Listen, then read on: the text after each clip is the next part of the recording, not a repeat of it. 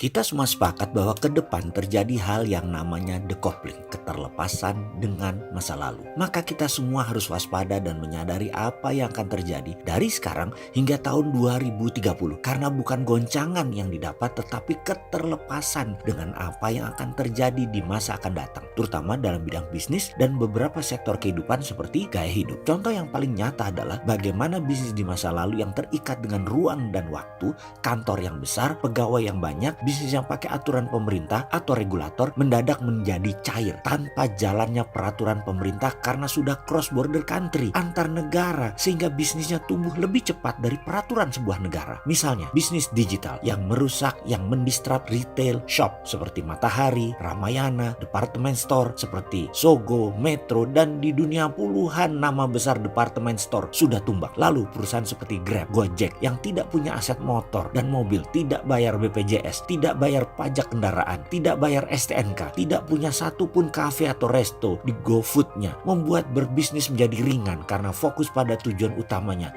yaitu mendistribusikan barang atau mendistribusikan orang. Ada satu hal yang saya sendiri mungkin shock adalah pemikiran dari seorang anak muda berusia 22 tahun yang bermitra dengan saya yang mengusulkan untuk membuat Ruang Belajar, sebuah digital platform tingkat universitas, di mana dia mengatakan, "Pak, saya yakin Pak Menteri Pendidikan, Pak Nadiem ke depan akan mendistrap dunia pendidikan karena saya sudah pelajari apa dan bagaimana otaknya seorang Nadiem Makarim. Dia pasti tahu sekali bahwa dalam pendidikan faktor biaya terbesar adalah ruang kelas dan guru. Di mana dalam pendidikan poinnya adalah seseorang harus memiliki ilmu, memiliki informasi dan memiliki keterampilan berkarya. Dan untuk memiliki ilmu, mendapatkan informasi dan keterampilan berkarya tidak perlu ruang kelas yang besar dan guru yang banyak. Apa yang akan terjadi kalau semua itu digiring ke arah digital, di mana ruang kelasnya bisa dipakai di mana saja, dipakai bergiliran dan gurunya jadi digital. Itu sekolah dan kampus tinggal separuh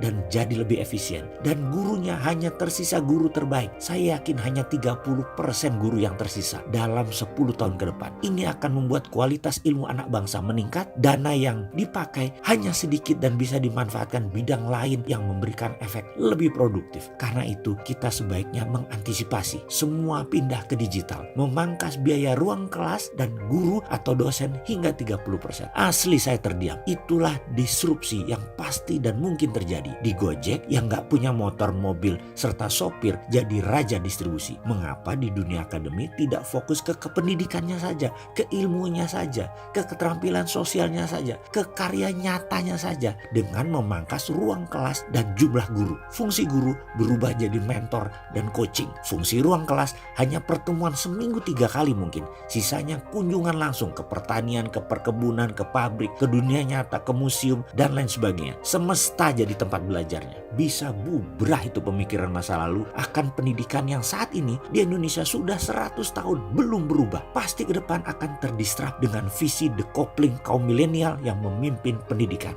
Siap berubah atau terlindas kita?